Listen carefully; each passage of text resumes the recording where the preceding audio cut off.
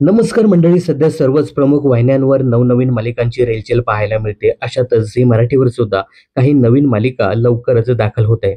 काही दिवसापूर्वीच अभिनेत्री तेजश्री प्रधान आणि सुबोध भावे यांची प्रमुख भूमिका असलेली विण दोघातली ही तुटेना या मालिकेची घोषणा केली. यासोबतच गुरुपौर्णिमेचं औचित्य साधत तारीनी या आणखी एका नव्या मालिकेची घोषणा झी मराठीने केली आहे. या मालिकेमध्ये शिवानी सोनार, अभिज्ञा भावे आणि स्वराज नागरगोजे असे कलाकार पाहायला मिळतात. आता या दोन मालिका कधीपासून प्रेक्षकांच्या भेटीला येणार असा प्रश्न उपस्थित केला गेला. अशातच आता या दोन्ही मालिकांच्या प्रसारणाची तारीख आणि वेळ जाहीर झाली आहे. तर नुकताच मराठी टीव्ही इन्फो ऑफिशियल या इंस्टाग्राम पेजने या दोन्ही मालिकांच्या तारखा आणि प्रसारणाची वेळ जाहीर केली आहे. दरम्यान विण दोघातली ही तुटेना ही मालिका येत्या 11 ऑगस्ट पासून दररोज संध्याकाळी 7:30 वाजता प्रसारित होणार आहे. यावेळी सध्या पारू ही मालिका प्रसारित केली जाते.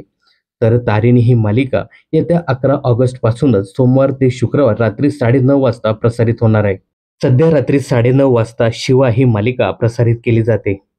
आता या दोन नवीन मालिकांमुळे झी मराठीवरील दोन जुन्या मालिकांना मोठा फटका बसणार आहे. सांगायचं झालं तर पारू आणि शिवा या मालिका एकाच दिवशी लॉन्च झाल्या होत्या.